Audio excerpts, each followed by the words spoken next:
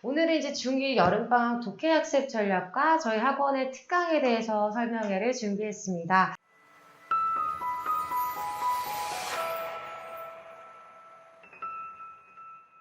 네, 안녕하십니까. KNS 강사 서현지라고 합니다. 아이들이 중학교에 입학한 지 얼마 되지 않은 것 같은데 벌써 여름방학이 다가오고 있습니다. 시간이 참 빠르다고 생각이 드실 것 같은데요. 이제 점차 여름방학 특강도 많이 고민하고 계시고 어떻게 여름방학을 보낼지에 대해서 많은 학부모님들이 고민하시는 만큼 여름방학은 이제 아이들에게 부족한 부분을 채워줄 수 있는 굉장히 중요한 시기입니다. 봄학기에는 새로워진 학교, 학원, 새로운 환경에 적응했다면 이제는 전략적으로 학습 계획을 세워서 실행해야 할 때입니다. 그래서 여름학기 전략과 더불어서 영어 학습에 대한 목표와 학습 방법에 대해서 간단히라도 알고 계시면 좀 어떠한 부분을 아이에게 채워줄 수 있을지 잘 해답이 나오실 것 같아서 설명해 준비했습니다. 첫 번째로 독해 영역이 왜 중요할까요? 아이들이 중등, 고등 과정에서 각종 어학 시험이라든지 내신, 그 다음에 가장 제일 중요한 수능 시험이 다 독해 영역으로 이루어져 있고요. 두 번째로 대원외고, 각종 외고들, 국제고, 외대부고 등 원서를 다룬 학교들이 있는데 원서나 전문 서적 등의 학습 수단에 접근이 가능하다라는 점이 있겠습니다. 그래서 학생들이 영어 학습을 하는 최종 목표는 독해가 되는 것입니다. 그래서 예시를 조금 보여드리면 토플 문제 굉장히 긴 지문인 거 보이시죠? 그 다음에 수능 지문도 이렇게 장지문 같은 경우에는 이렇게 긴 독해 지문으로 이루어져 있는데 보통 독해를 어려워하는 이유 이제 특히 토플 같은 경우에는 길이가 굉장히 깁니다. 정보글이기 때문에 하나의 주제에 대해서 6단락, 7단락까지 굉장히 길이가 긴 지문으로 이루어져 있고 그 다음에 이제 두 번째로는 모르는 어휘, 예를 들어서 하나의 어떤 주제에 대해서 심층적으로 얘기하기 때문에 아이들이 들어본 적 없는 주제에 대한 그런 어휘들이 다수 등장하기 때문에 조금 어렵고요. 마지막으로는 이제 하나의 지문에 9문제에서 10문제가량 포함이 되어 있기 때문에 좀 문제가 많아서 시간이 부족하다. 그렇기 때문에 좀 어렵다라고 느끼는 경우가 많습니다. 수능 같은 경우에는 당연히 또 어려울 수밖에 없지만 독해, 토플과는 다르게 정보글이 아니고 조금 이제 어떤 주장이라든지 추상적인 개념을 많이 다루는 경우가 있습니다. 표면적으로 좀 드러나지 않는다라는 점. 그래서 논리력이라든지 추론 능력이 좀 필요하고, 그다음에 문장 구조가 굉장히 복잡하고, 또한 어휘가 굉장히 어려운 경우가 많아서 수능이 조금 어렵다, 수능 독해가 좀 어렵다라고 학생들이 판단을 많이 하게 됩니다. 문장 해석만으로 수능 문제를 풀 수 없다. 일단 어휘를 한번 조금 보여드릴 건데요. 2020년 대입수능 31번 빈칸 추론의 답이 어카운트였습니다. 네, 글씨가 안 보이시나요? 네. 자, 조금 너무 밝아서 그럴까요?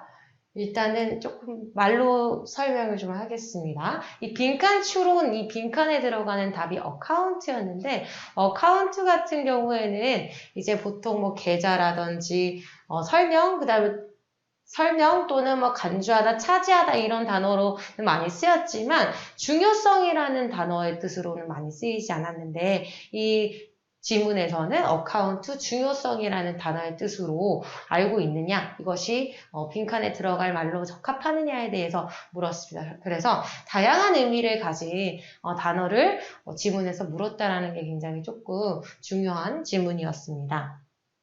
일단 이 부분은 뒤에 부분이랑 조금 중복되는 부분이 있어서 일단 좀 넘기도록 하겠습니다.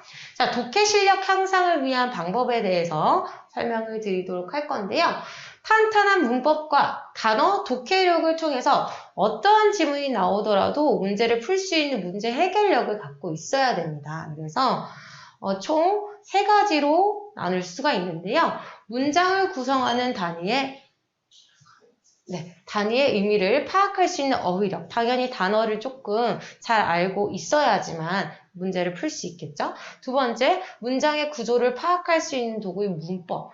문장의 구조를 조금 끊어가면서 어떻게 정확하게 해석할지는 문법이라는 도구를 통해서 파악할 수 있을 것이고요. 마지막으로는 글의 전체적인 내용을 이해할 수 있는 논리성이 될 것입니다.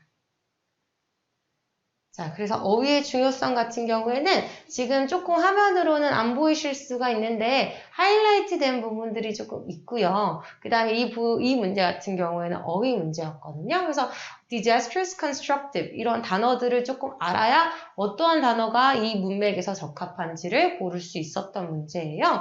그래서 어휘를 통한 의미 전달이 가능하고 지문 안에서의 쓰임으로써 내용 유추의 단서가 된다라는 점. 그래서 어휘가 굉장히 중요할 수밖에 없다.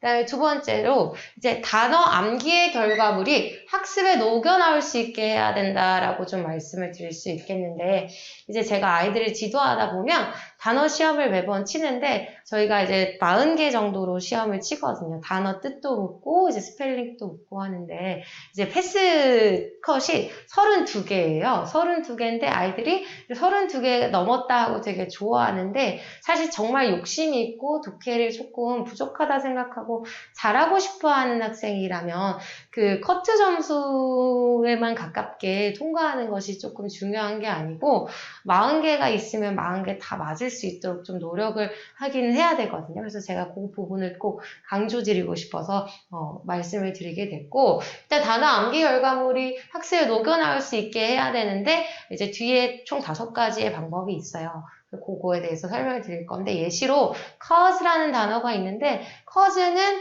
cause and effect 원인과 결과로서 원인이라는 명사로서 쓰일 수도 있지만 rainstorms cause damage every year 여기서 cause라는 건 동사로 야기시키다라는 의미로도 쓰이거든요. 그래서 품사도 다르게 쓰이고 또 뜻도 다르게 쓰이기 때문에 이런 전체적인 단어의 의미를 문맥적으로 파악을 해야 합니다. 그래서 이렇게 공부를 하려면 어휘의 유연한 사고, 어휘가 문맥적으로 어떻게 쓰였는지 파악할 수 있어야 하고 다양한 의미, 하나만 있다라고 절대 생각하면 안 되고 의미가 좀 여러 가지가 있을 수가 있겠다라고 생각을 좀 하고 좀 여러 가지 단어에 암기에 집중할 수 있어야 되고요. 그다음 다양한 품사가 있다라는 것도 알고 있어야 된다. 그래서 무조건 1대1 대응으로만 단어 암기를 하고 단어 학습을 하면 안 되고요. 유의어라든지 예문을 같이 좀 봐줘야 됩니다. 그래서 저는 단어책 같은 경우에는 하나의 책을 조금 몇 개월, 6개월 정도는 조금 오래 보면서 1회독, 2회독, 3회독 정도 진행을 하면서 좀 처음에는 하나의 표제어에 하나의 뜻을 외우고 이런 시간이 굉장히 오래 걸리겠지만 점차 시간이 지나면서 아는 단어가 많아지면 좀 두 번째, 세 번째 단어 뜻까지도 보고 그 다음에 유의어도 챙기고 그 다음에 예문도 좀 살피면서 이 어휘 그냥 이제 한 단어의 뜻만 암기하는 것이 아니고 이 전체적인 쓰임을 조금 학생들이 파악할 수 있도록 지도를 하고 있는 편입니다. 네. 문법 같은 경우에는 지금 조금 또 안 보이실 수가 있는데 여기 보시면 이렇게 긴 지문이 하나, 둘, 셋, 넷, 5문장밖에 이루어지지 않았습니다. 그래서 한 문장이 지금 4줄로 굉장히 긴데 이러한 지문들을 조금 잘 해석하고 하려면 어떻게 어디서 끊고 어디까지가 주어 동사이며 어떻게 문장과 문장이 지금 접속사로서 연결되어 있는지 파악하는 연습이 굉장히 중요하고요.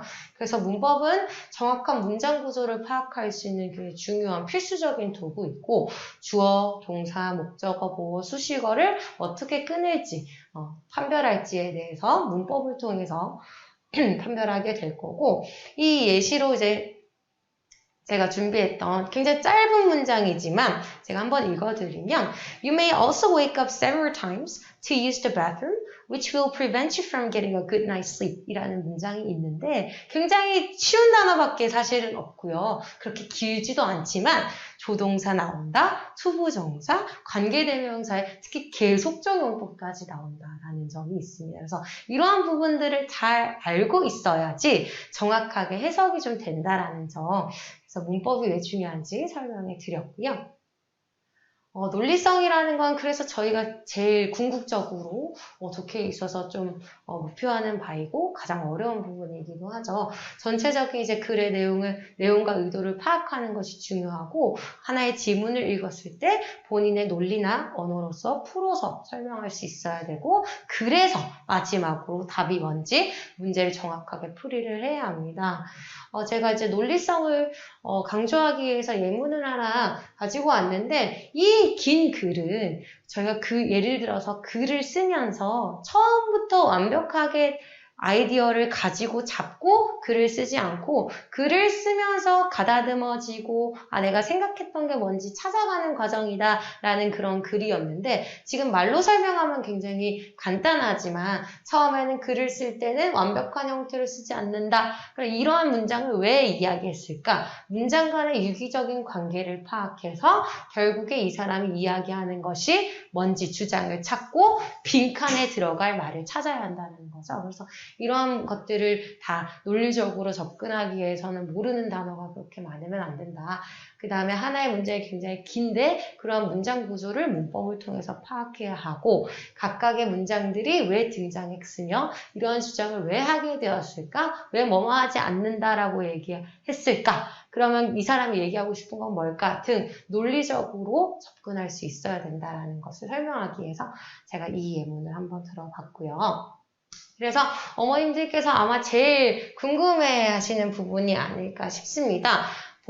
아이의 수준에 맞게 어떻게 독해 학습을 좀 적용시키면 좋을까 생각이 드실 것 같아요.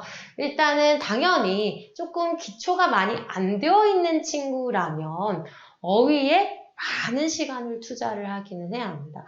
만약에 어떠한 학원에 가서 본인이 조금 실력이 되지 않지만 어떤 레벨에 속해 있다라고 하면 단어책을 굉장히 열심히 외우고 단어는 무조건 100점 만점에 100점으로 통과한다라고 생각하고 공부를 했으면 좋겠고요. 거기에 부가적으로 학생들이 예를 들어서 중간 정도의 레벨의 어휘책을 쓴다면 좀 쉬운 책의 단어책도 추가적으로 같이 공부하는 걸 사실 저는 좀 추천드리거든요. 왜냐하면 학원에서 시키는 것만 하지 말고 본인이 모르는 단어가 또 수많은 단어들이 존재할 수가 있거든요. 그래서 좀 기초적인 단어를 계속 체크업할 수 있는 그런 시간이 필요해서 사실 좀 기초가 안 되어 있는 친구들은 제가 이제 어머님들한테 좀 쉬운 단어책도 병행을 했으면 좋겠다라고 가끔 말씀을 드립니다. 물론 저희 레벨에서는 사실 그런 일이 잘 없긴 한데 정말 좀 많이 기초가 부족한 친구들은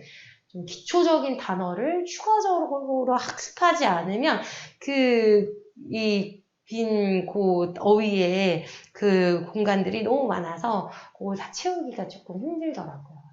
일단 어휘, 그 다음에 좀 어휘는 좀 어느 정도 되어 있다라고 생각이 되면 구문 독해로 넘어가야 되는데 모르는 단어가 딱히 없지만 문장 단위로 해석이 안 되는 친구가 진짜 있거든요. 이제 통사적인 구조를 이해해서 구문 단위, 조금 숲보다는 나무에 집중하는 그런 훈련을 일단은 라인 바이 라인 해석부터 정확하게 하는 연습을 좀 해야 될 거고요. 어느 정도 해석을 나름 정확하고 빠르게 잘 했다라고 하면 이제 단문이라든지 장문 독해로 넘어갈 건데 고난도 글을 읽고 간단하게 주제라든지 요약할 수 있어야 되죠. 이런 것들을 훈련하면 되고 마지막으로 유형 독해와 논리 독해라고 봐주실 수가 있는데 이제 특히 모의고사 같은 경우에는 빈칸, 추론, 순서, 삽입 등 다양한 유형이 존재하고 그 유형에 맞는 전략이 존재하기 때문에 그 전략적으로 접근하는 방법을 훈련하는 것을 추천드립니다. 조금 완전 기초보다는 그래도 어느 정도 문법도 해봤고 영어 공부를 좀 해봤다라는 친구들 구문 독해. 근데 이제 구문 독해는 할 수 있는데 독해 점수가 뭔가 계속 안 나오는 느낌? 그러면 이제 좀 이 글의 요지를 파악하는 훈련을 많이 안 해봤을 가능성이 높거든요. 그래서 이렇게 간단한 주제나 요약문 정리하는 거 마지막으로 조금 실력이 오르지 않는 친구들은 좀 더 고난도의 문제를 풀고 고득점을 하고 싶다라는 친구들 전략적으로 유형에 맞게 전략적으로 접근하는 방법을 훈련하면 되겠습니다. 제가 질문을 하나 받았는데 독해 시간에 문단별 요약도 시켜주시나요? 네, 저는 지금 문단별로 요약하고 학생들한테 한번 질문하고 문단별로 요약을 시켜주고 있습니다. 네. 그래서 구문독해 학습 대상은 일단 세 가지로 제가 정리를 해봤는데, 긴 문장을 끊어읽기를 할 수 없고 문장 구조를 잘 파악할 수 없는 친구들, 조금 요거는 이제 문법은 어느 정도 아는데 조금 독해에 적용할 수 없는 친구들이라고 할 수 있겠죠. 그래서 똑같은 문제를 계속 반복해서 읽고 시간이 결국에 부족하다라고 생각하는 친구들이 구문 독해를 좀 집중적으로 학습해야 하는데요. 자, 그래서 독해의 기본기를 어떻게 다지게 될 거냐? 주어와 동사를 찾기 등 문장에 대한 기본 구조를 이해하면서 해석하는 연습을 할 거고요. 이러한 과정에서 어휘 당연히 확장이 되겠죠? 마지막으로 정확한 해석을 했을 때 문제를 정확하게 답을 찾아낼 수 있는가? 그래서 문제에 적용하는 연습까지 하게 됩니다. 자, 이건 제가 실제로 수업했던 문장인데요. 학생한테 한번 문장을 해석하라고 시켰어요. 제가 한번 읽어보면 Also, due to reasons such as differences in soil, temperature, and rainfall, 여기서 끊고 The first crops people raised varied from place to place라는 문장이 있었어요. 여기에서는 당연히 주어가 the first crops people raised까지가 주어고 varied가 동사였는데, 그래서 답이 뭐였냐면 토양, 온도, 강우량에서의 차이점과 같은 이유들 때문에 사람들이 기른 첫 번째 작물은 장소마다 달랐다. 어쨌든 동사가 달랐다, varied이기 때문에 달랐다라고 되어야 되는데, 오답을 어떻게 틀리게 학생이 해석을 했냐면 토양이 다른 것과 같은 것 때문에 온도 그리고 강우량, 첫 작물들을 사람들은 다른 장소에서 길렀다. 작물이 달랐다가 정답인데 작물들을 다른 장소에서 길렀다라고 해석을 했어요. 그래서 이렇게 주어와 동사를 정확하게 찾지 않으면 정말 다르게 해석할 수 있습니다. 그래서 이걸 제가 생각이 나서 PPT를 추가해서 설명을 한번 드리게 되었는데, 그 정도로 문장 구조를 파악하고 주어 동사 찾는 것이 굉장히 중요하다. 그 하나하나 잘못했을 때 해석이 완전히 달라진다라는 점을 제가 좀 강조를 드리고 싶었고요. 그래서 저희가 일단은 구문 독해 수업을 했을 때 어떻게 좀 수업을 진행하느냐, 예를 들어서 관계사의 계속적 용법이 있을 때 이 문법을 어떻게 해석에 적용하느냐, 그래서 밑줄 친 부분에 유의해서 다음 문장을 우리말로 해석하시오, 이러한 훈련을 하게 됩니다. 그래서 계속적 용법에 대해서도 공부하지만 이거를 해석을 어떻게 적용해서 할 거야 라고 이제 훈련을 계속 하게 되는 거죠. 네. 그 다음에 마지막으로 수능 독해 학습은 어떤 친구들이 공부를 하면 되냐.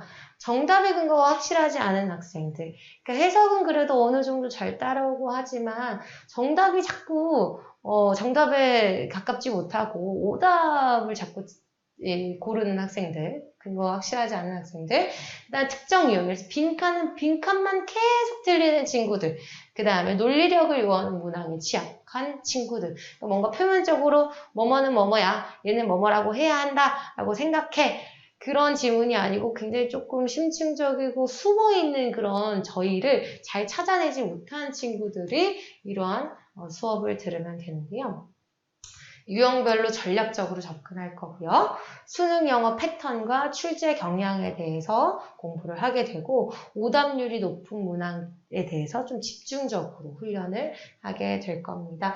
그래서 이것도 제가 수능 독해를 만약에 수업을 했다고 했을 때 좀 어떻게 수업이 진행되는지 보여드리기 위해서 갖고 왔고, 기출문제 같이 풀어보고, 그 다음에 패턴, 어떠한 문항은 어떤 식으로 조금 출제가 되고 어떠한 전략으로 접근을 해야 되는지 이렇게 설명이 나와 있습니다. 그래서 이렇게 조금 수능 독해는 이런 친구들이 공부를 하면 좋고 이렇게 수업이 진행이 된다라는 점. 그래서 여기까지 저는 이제 독해 학습 전략과 방법에 대해서 좀 설명을 드렸고요.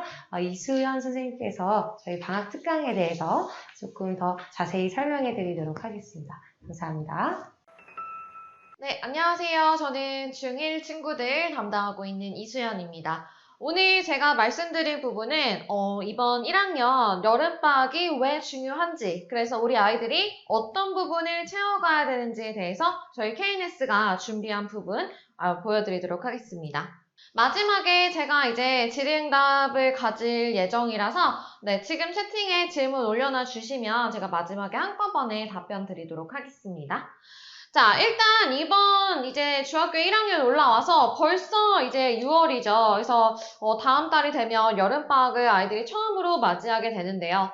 이번 중1 친구들이 여름방학이 중요한 이유는 바로 이제 진로와 고등학교를 위한 구체적인 로드맵이 좀 어느 정도 잡혀야 하기 때문입니다. 그래서 어느 정도 로드맵을 좀 잡고 그리고 그거를 이제 준비를 해 나가야 되는 첫 단계가 여름방학이기 때문에 그래서 이제 제가 생각했을 때 이제 중1 친구들의 여름방학의 목표는 이번에는 기본기를 좀 탄탄하게 잡아줘야 돼요. 그래서 어휘 문법뿐만 아니라 그리고 수능 독해에도 입문을 해야 됩니다.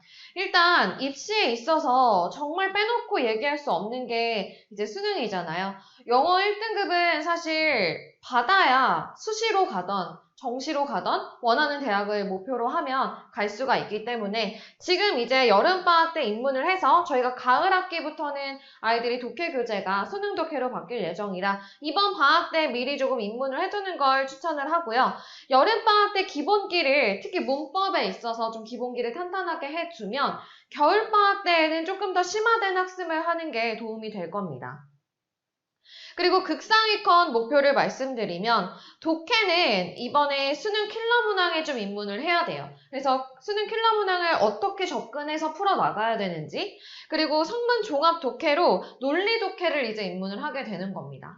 그러니까 전체적으로 중1 친구들은 수능 독해에 입문을 해서 좀 어떤 식으로 문제에 접근해야 되는지 배운다고 하면 극상위권 친구들은 논리 독해 그러니까 말 그대로 해석만 하는 게 아니라 여기 이 지문에서 무슨 이야기를 하고자 해서 빈칸에 어떤 내용이 들어가야 되는지까지 그거까지 이어져야 되는 그 수업을 좀 진행을 해야 되고 그리고 문법 같은 경우에는 탭스 문법을 준비를 좀 해야 됩니다. 탭스 문법이 뭐냐면 지금은 우리 아이들이 교재를 펼쳐보시면 다 챕터별로 이제 문제를 풀고 있죠. 시제 파트면 시제 문제만 나오고 투부정사 파트면 투부정사 문제만 풀게 됩니다. 하지만 탭스는 통합형 문제로 나와 있어서 예를 들어 30문제다. 한 세트에 30문제면 그 30문제 안에 모든 챕터의 문제들이 다 섞여 있습니다. 그리고 어떤 문제인지 써주지 않아요. 어떤 챕터를 물어보는지 써있지 않기 때문에 아이들이 문제를 풀 때 본인이 알고 있는 그 개념을 다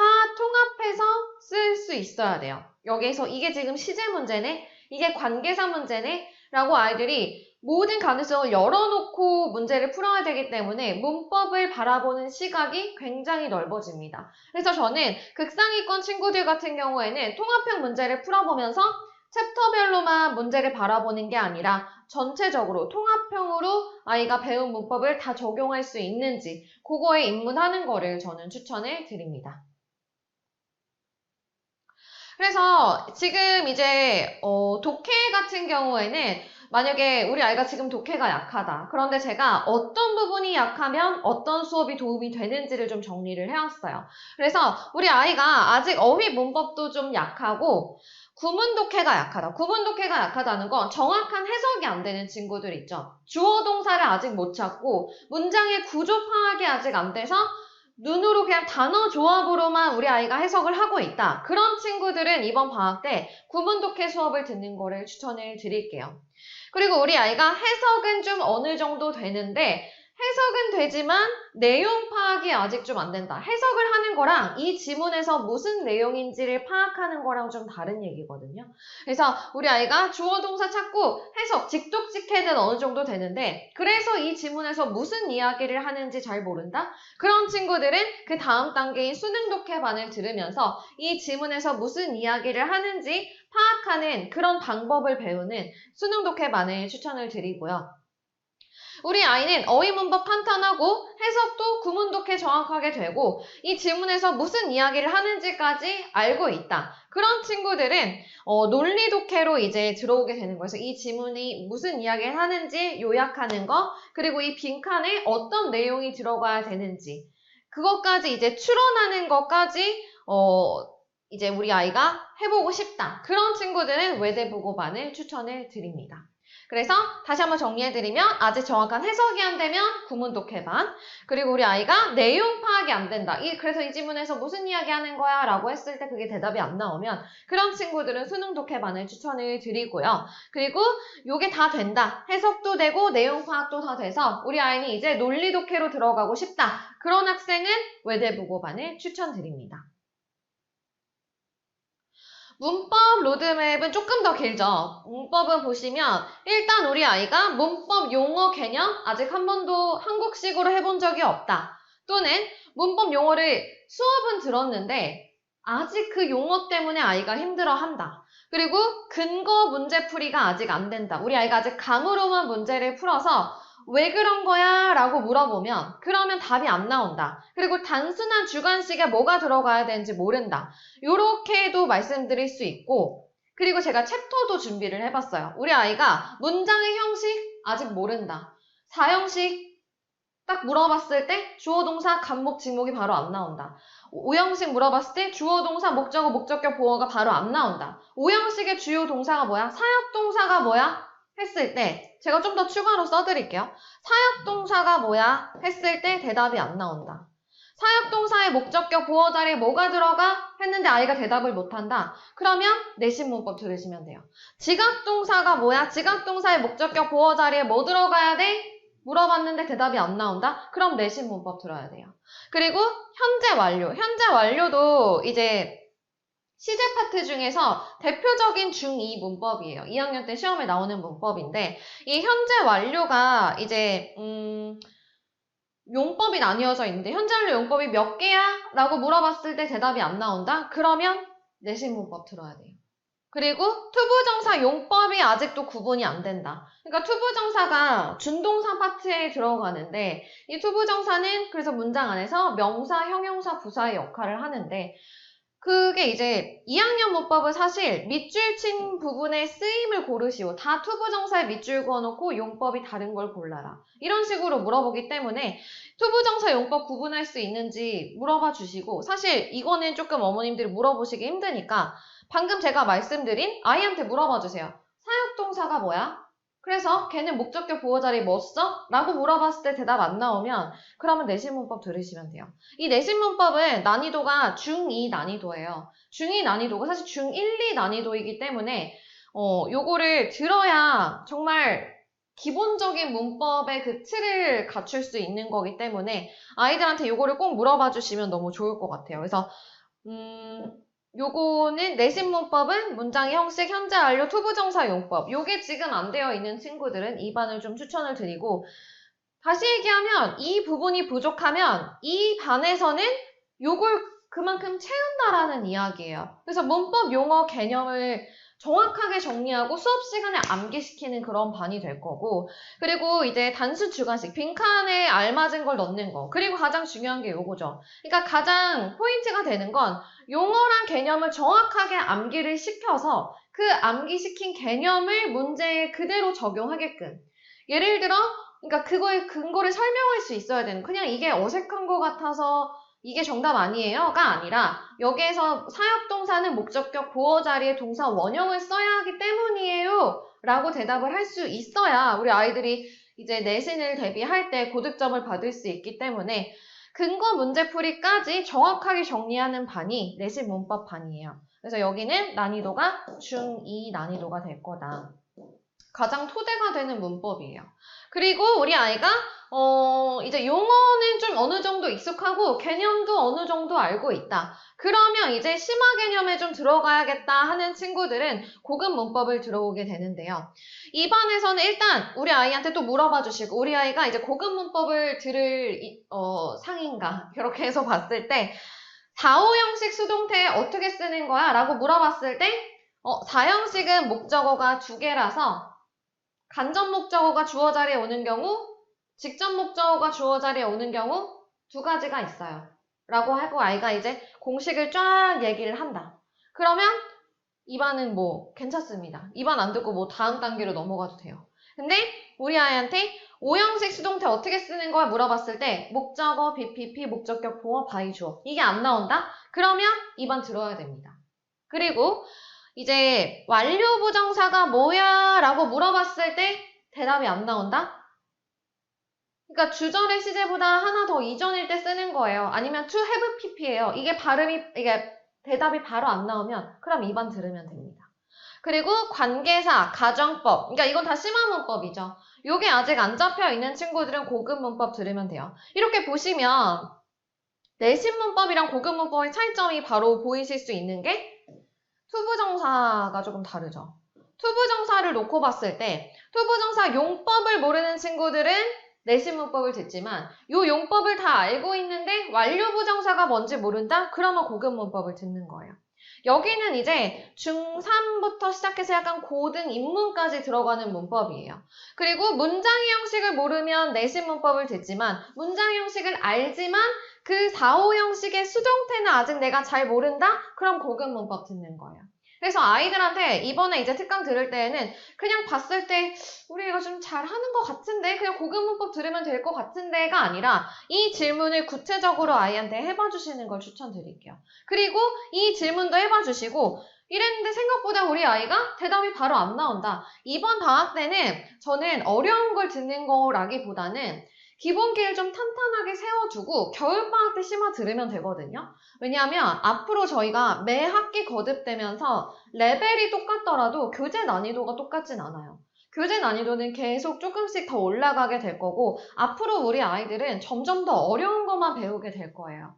그러니까 그만큼 베이스가 탄탄하지 않으면 나중에 위에 가서 무너지게 되어 있거든요. 왜냐면 밑에가 탄탄하지 않기 때문에. 그래서 저는 이번 여름방학에는 우리 아이가 조금이라도 부족한 부분이 있다면 그 구멍을 탄탄하게 다 채우고 올라가는 걸 저는 좀 추천을 드릴게요. 그리고 겨울방학 때 되면 제가 말씀드릴 거예요. 어머니 이번에는 좀 더 심화된 거, 우리 아이들 2학년 올라가면 더 고난도로 배우게 될 거기 때문에 미리 조금 워밍업 해서 올라가는 게 좋다라고 제가 말씀드릴 거예요. 그래서 이번 방학 때에는 요거 꼭 물어봐 주시고 그래서 고급 문법에 들어오게 되면 이제 당연히 근거 문제 풀이는 모든 반에 다 기본이에요. 문법에서는 근거로 문제 푸는 게 가장 중요하기 때문에 그리고 심화 개념을 배우게 되고 여기에 이제 추가로 들어가는 게 조건 심화 서술형. 그러니까 조건에 맞춰서 서술형을 푸는 거.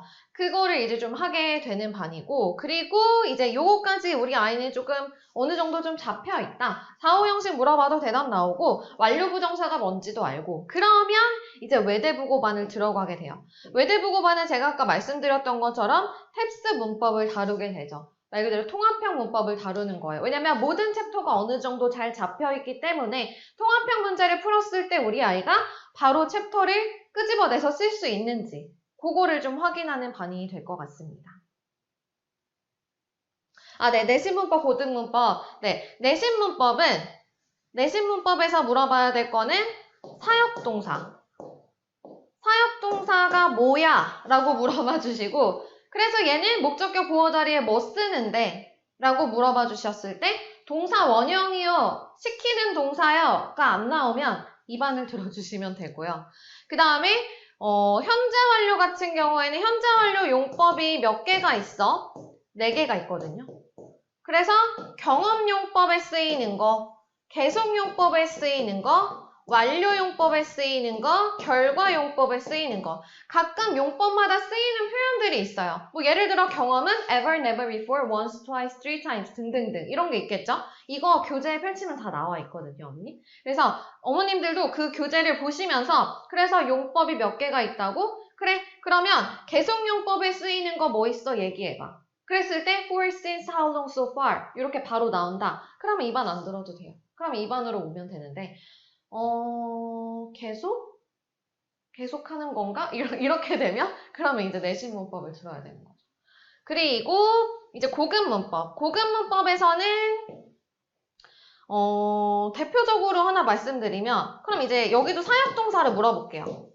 사역동사의 수동태가 능동일 때에는 동사 원형을 목적격 보호로 쓴다고 했는데 이게 수동태로 넘어오면 투부정사로 바뀌거든요. 그래서 고급 문법을 듣고 싶은 아이에게 물어봐 주시면 사역동사가 수동태로 바뀌면 목보 자리에 뭘 써야 되니? 라고 물어봐 주시고 그리고 두 번째로는 완료부정사가 뭐야? 라고 물어봐 주시고 그게 뭔지 모른다. 그러면 이제 고급 문법을 들으면 되는 거예요. 네. 이거 어차피 저희가 영상이 또 저장이 돼서 톡강에 올라갈 거여가지고 다시 보실 수도 있으니까 네, 아니면 학원으로 연락 주시면 제가 또 말씀드리도록 할게요. 그리고 이제 외대부고반은 탭스 문법을 다루면서 전체적인 이제 좀 크게 통합적으로 보는 눈을 넓게 보는 이제 시야를 가질 수 있는 그런 반입니다. 자, 그래서 제가 이제 구체적으로 프로그램 설명을 좀 드릴게요. 저희가 7월 19일부터 시작해서 15일까지 총 7회차로 진행을 하게 될 겁니다. 방금 말씀드렸던 중등 내신 문법, 아까 그 용어랑 개념, 중2 난이도. 요게 필요한 친구들은 저희가 월금, 화목, 오전, 오후가 다 개설이 되어 있어요. 그래서 10시부터 1시, 1시부터 4시 이렇게 개설이 되어 있고 이 반은 이제 영어 내신을 A등급 받고 싶다. 그리고 좀 더 가까이 이제 다가오는 미래에 대해 말씀드리면 2학기 때 이제 시험을 보죠, 아이들이. 2학기 때 아이들이 100점 받고 싶다. 그럼 사실 이 반 들어야 됩니다. 그리고 고급 문법은 중3. 여기 보면은 서답형, 서술형이 나뉘어져 있잖아요. 서답형은 짧은 빈칸 채우는 거라고 하면 서술형은 영작을 좀 길게 조건 영작을 맞춰서 하는 거고 이 반에서는, 이 문법반에서는 사실 문법 개념 정리를 수업 시간에 최대한 끝내는 걸 목표로 하고 있어요. 그러니까 개념도 정리하지만 수업 시간에 개념을 암기시키고 그리고 그걸 문제 적용하는 것까지 이렇게 진행이 될 거고 그리고 독해는 이렇게 두 가지가 있죠. 사실 저희가 목표로 하고 있는 거 일독즉답. 한 번 읽고 바로 정답 고르는 거예요. 무슨 얘기하는 거였지? 하고 다시 앞으로 돌아가는 게 아니라 한 번에 아이들이 읽고 내용을 파악하고 문제를 풀 수 있도록 저희가 목표로 하고 있고 구문 독해반은 월금은 오후에 1시부터 4시에 개설이 되어 있고 화목은 오전 10시부터 1시에 개설이 되어 있습니다. 그리고 이제 이 반은 수업 시간에 어쨌든 문장의 그 기본 구조를 아이들이 그러니까 정말로 스스로 해석할 수 있도록 도와주는 반이에요. 스스로 주어 동사가 어디 있는지 찾고 혼자서 정확하게 해석할 수 있도록 선생님이랑 같이 해볼 거고 혼자서도 많이 시켜 선생님이 다 봐주실 거거든요. 그러니까 정말 우리 아이가 레벨에 상관없이 저는 제가 의대반을 담당하고 있지만 의대반인데도 주어 동사 못 찾는 친구들 생각보다 많아요. 왜냐면 아이들이 항상 언어로 영어를 공부해왔기 때문에 레벨을 불문하고 주어 동사를 찾아본 적이 없는 거예요. 그래서 못하는 게 당연해서 이 반은 낮은 레벨이라서 듣는 수업이 아니라 주어 동사를 못 찾고 정확한 해석이 안 된다?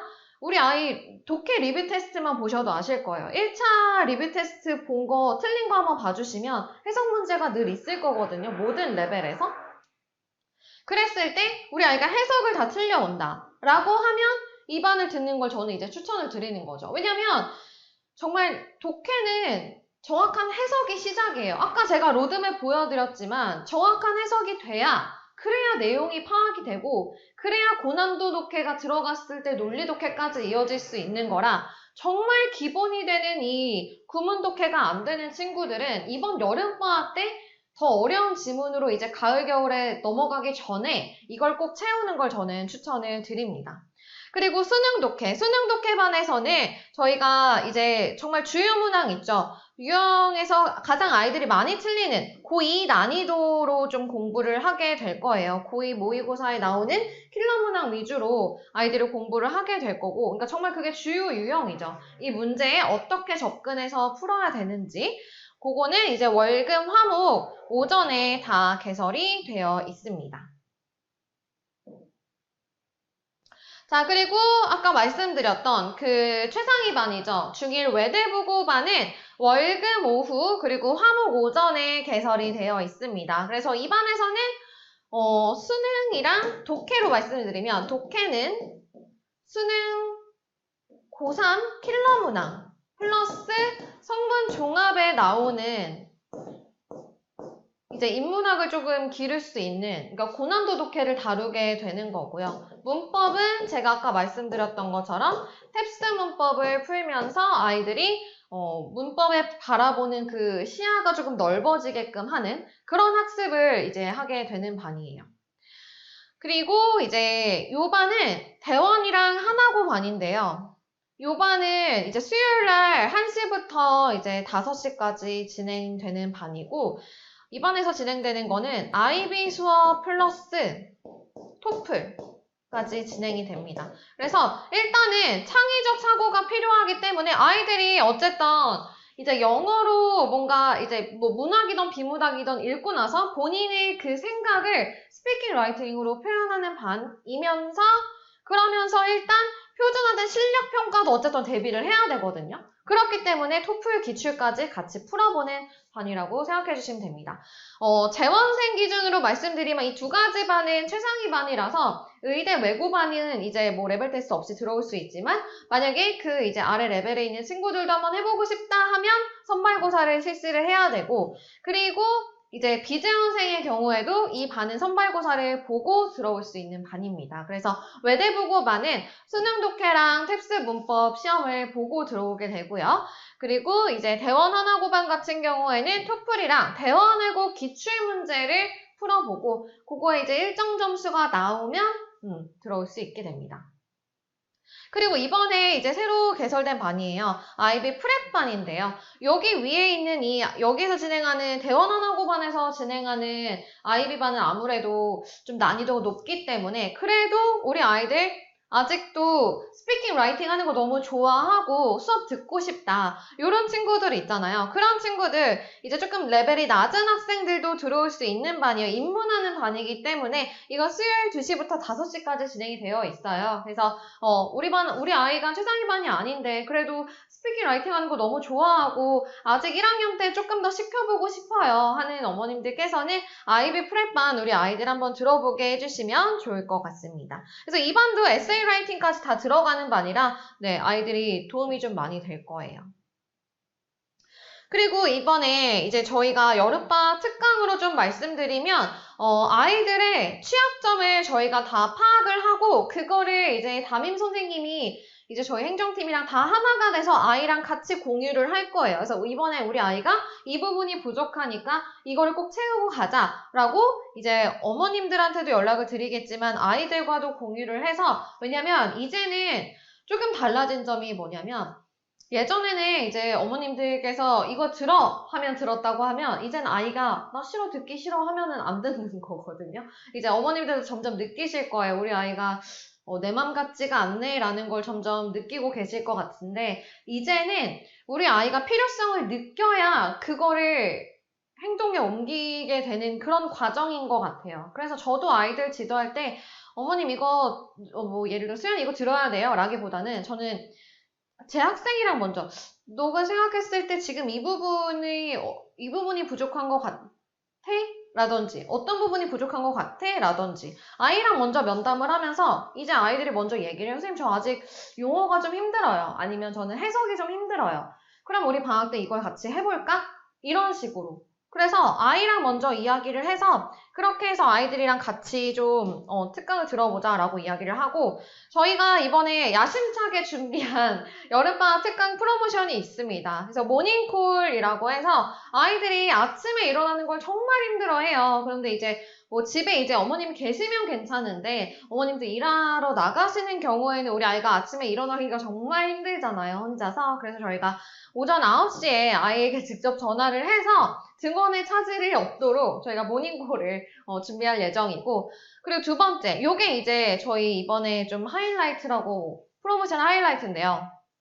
점심 식사를 좀 제공을 하고 스터디룸을 좀 제공할 예정이에요. 우리 아이들이 맨날 특강이든 아니면 뭐 주말에 어머님들도 아시잖아요. 뭐 이제 오전에 수업 듣고 오후 수업 들으러 갈 때 그 중간에 밥을 먹으러 가야 되는데 여기 주변 보면 다 웨이팅이 엄청나거든요. 그 시간이 다 점심시간이다 보니까. 그래서 우리 아이들이 그것 때문에 정말 고생이 많은 걸 알고 있기 때문에 이번에 저희 KNS에서 뭘 준비했냐면 정규 수업 같이 듣는 학생들을 위해서 식사를 좀 제공을 할 거예요. 그래서 뭐 19일에는 돈가스, 19, 20일에는 그러니까 월화 뭐 예를 들어 월화에는 돈가스, 뭐 목금에는 도시락 이렇게 해서 아이들이 메뉴 고민할 필요도 없고 그리고 이제 기다릴 필요도 없고 그냥 수업 끝나고 다른 이제 먹는 자리로 가서 도시락 그냥 그대로 받아서 그 자리에서 먹고, 그리고 그것뿐만 아니라 아이들이 다음 스케줄 이제 있을 때까지 공부할 수 있는 강의실까지 제공할 예정입니다. 이게 엄청나지 않나요? 그래서 우리 아이들이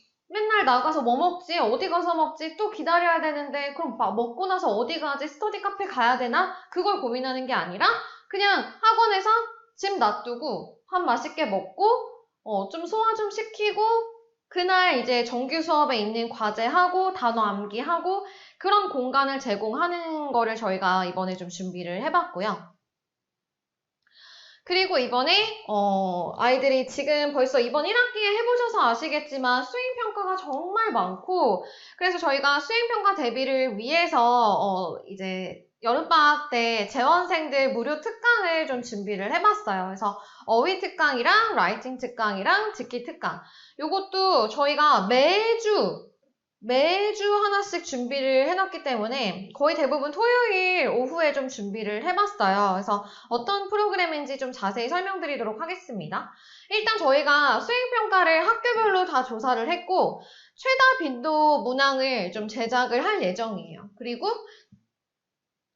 그거를 토대로 해서 어휘, 문법, 듣기 무료 특강을 진행할 예정입니다. 좀 더 자세히 말씀드리면 어휘 특강은 아직 아이들이 단어 외우는 방법을 잘 모르는 경우가 되게 많아요. 이건 레벨을 불문하고 그런 경우가 많기 때문에 그래서 단어를 어떤 식으로 외워야 하는지 사실 뭐가 옳다, 틀리다는 없거든요. 아이들마다 방법이 다 달라요. 말하면서 잘 외워지는 친구가 있고 쓰면서 잘 외워지는 친구가 있고 아니면 둘 다 동시에 하는 게 잘 외워지는 친구들도 있고 근데 그 방법을 모르는 경우가 대부분이기 때문에 외우는 방법을 이러한 방법이 있다라고 이제 좀 알려줄 예정이고요. 그리고 접두사, 접미사, 어근 이렇게 좀 정리를 해주어서 아이들이 뭐 이제 프리가 나오면 준비의 개념, 예정의 개념이 들어가 있다. 이런 식으로 접두사, 접미사, 어근을 좀 나누어서 아이들한테 좀 설명을 해줄 예정이고 듣기 특강은 이제 듣기 평가를 항목별로 좀 일단 유형을 파악을 하는데 그것뿐만 아니라 아이들이 조금 어려워하는 유형이라든지 뭐 계산하는 유형이겠죠? 퍼센테이지를 뭐 계산한다든지 그런 유형이라든지 아니면 발음이 조금 연음으로 이어져서 아이들이 좀 듣기 어려운 부분 그런 부분은 딕테이션까지 수업 시간에 같이 해보면서 아이들이 좀 더 듣기 실력을 좀 가질 수 있게끔 할 예정이고요. 그리고 라이팅 특강 이게 제 생각엔 조금 인기가 많을 것 같아요. 왜냐면 아이들 지금 보면은 써오는 거 뭐 1분 내로 뭐 발표하는 거라든지 아니면은 이제 뭐 에세이를 써오라는 뭐 그렇게 긴 건 아니지만 어쨌든 그 스피킹을 1분 동안 하려고 해도 라이팅을 쓰긴 이거를 작성은 해야 되기 때문에 그래서 일단 주어진 문법을 통해서 문장 구조를 파악하는 거 그리고 미리 아이들이 조금 라이팅을 써오면 선생님이 직접 첨삭을 해주실 거예요. 그렇게 하면서 아이들이 잘 써온 부분은 어땠고 이런 부분은 보완을 해야 된다. 이런 것까지 봐주실 건데 대부분 이제 어떤 식으로 나오냐면 예를 들어서 보여드릴게요. If you are a tour guide, 너가 투어 가이드면 which country would you introduce? 너 어떤 나라를 좀 소개해 줄래? Where will you show? 그리고 너 어디 보여줄래? 근데 이거를 two paragraph로 써라. 그리고 at least 7 sentence로 써줘야 된다. 이런 조건들을 줄 거거든요. 그리고 문법도 어떤 포인트가 들어가냐? 원급, 비교급, 최상급을 사용해라. 이런 식으로 주제 주고 그 다음에 조건을 주어주는 거예요. 그러니까 몇 문장으로 써야 되는지 그리고 어떤 문법이 꼭 들어가야 되는지 그렇게 해서 요게 이제 안 들어갔을 경우에 1점 감점, 1점 감점, 1점 감점 이런 식으로 되는 거거든요. 그래서 아이들이 이렇게 이런 조건이 주어졌을 때 쓰는 연습을 무료 특강에서 아이들이 작성을 해보고 선생님이 바로 첨삭을 해주시고 어떤 부분이 보완되어야 하는지 어떤 부분을 잘 썼는지를 아이들이랑 다 같이 이야기해보는 시간을 가지려고 합니다. 마지막으로 제가 조금 말씀드리고 싶은 건 우리 아이들이 이제 2학기가 되면 올해 사실 가장 큰 변화라고 할 수 있는 게 자유학기제예요. 그래서 정말 빨리 본 친구들은 단대부중 친구들은 이제 중간고사를 벌써 받고 지금 기말고사 준비를 하고 있거든요. 근데 이제 단대부중 기출, 이번 올해 기출을 봤을 때 사실 어머님들도 많이 궁금해 하시는 게 1학년 때 시험을 안 본 지가 너무 오래돼서 기출을 보는 것도 좀 의미가 없고, 그러니까 지난 기출을 보는 게 어느 정도 난이도가 될지 좀 감이 안 잡히실 것 같아요. 근데 이제 이번 단대부증 기출을 제가 봤을 때, 그리고 아이들의 가져온 점수를 좀 봤을 때 느낀 점은, 1학년 치고 그렇게 만만하게 볼 난이도가 아니더라라는 거예요. 이유는, 아이들이 지금까지도 감으로 풀어왔던 친구들이 있어서 정확도가 너무 떨어져요. 예를 들어서 정말 쉽거든요. 난이도 자체는 정말 쉬운데 정확도가 떨어져서 틀리는 거예요. 그러니까 몰라서 틀리는 게 아니라 틀린 걸 보고 나면 하는 그런 문제들이에요. 예를 들어 is likeing. like는 상태를 나타내기 때문에 진행형으로 쓸 수가 없다. 이런 걸 아이들이 모르는 게 아닌데 익숙하지가 않은 거예요. 그렇게 정확하게 걸러내는 연습을 안 했기 때문에. 그래서 서답형도 마찬가지. 아이들이 조건에 맞게 써야 되는데 그냥 자기가 쓰고 싶은 대로 써서 틀리는 거예요. 그래서 아이들의 100점이 생각보다 많이 안 나왔어요. 왜냐면 사실 1학년 문법이면 우리 아이들 충분히 해낼 수 있거든요. 다 알기 때문에 당연히 100점이 다 나와야 되는데 왜 다 안 나왔냐? 정확도가 떨어지고 그 조건 영작이 연습이 안 됐기 때문에, 감으로 풀었기 때문이에요. 그래서 저는 이번 여름방학은 그 정확도, 근거로 정확하게 푸는 훈련, 정확하게 개념 암기하는 거, 그 기본기를 탄탄하게 해주어야 이제 앞으로 나올 2학기, 당장 앞에 이제 펼쳐지게 될 그 2학기 내신 대비해서 100점을 받을 수가 있을 거라고 저는 생각을 합니다. 그래서 저희는 그 부분에 초점을 맞춰서 이번에 KNS에서 정말 준비를 많이 했고, 그리고 많이들 또 걱정하시는 것 중에 하나가 과제잖아요. 우리 아이들이 뭐 영어 특강만 듣는 게 아니고 수학, 과학 다 많이 특강을 듣게 될 거기 때문에 저희 KNS에서는 최대한 수업 시간에 많은 걸 소화할 거예요. 제가 아까도 말씀드렸지만 뭐 개념 설명부터 시작해서 개념 암기, 문제 풀이까지 수업 시간에 최대한 많이 소화를 시킬 거고, 과제는 최소한으로, 정말 아이들이 최소한으로 이제 그 복습하는 데 필요한 양만. 그래서 정말 짧게는 30분, 길게는 최대 1시간 정도밖에 걸리지 않을 거예요. 그래서 과제 때문에 걱정돼서 특강을 좀 고민되시는 분들은 이번에 특강을 좀 들어오셔도 괜찮을 것 같습니다. 그래서 우리 아이들이 정말 이번 여름방학을 기점으로 해서 정말 기본기를 탄탄하게 채워놓고 이제 가을 학기부터는 좀 더 도약하는 그런 계기가 될 수 있는 그런 방학이 됐으면 좋겠고요. 우리 아이들이 정말 공부만 하면 되게끔 저희가 방금 프로모션 말씀드렸지만 정말 식사 제공하고 공부할 수 있는 공간 제공하고 이런 학원 정말 없거든요. 그래서 우리 아이들이 정말 필요한 걸 준비를 했기 때문에 이번 KNS에서 여름 방학을 저는 준비하는 거를 추천을 드리겠습니다. 그래서 지금까지 함께 해주셔서 감사합니다.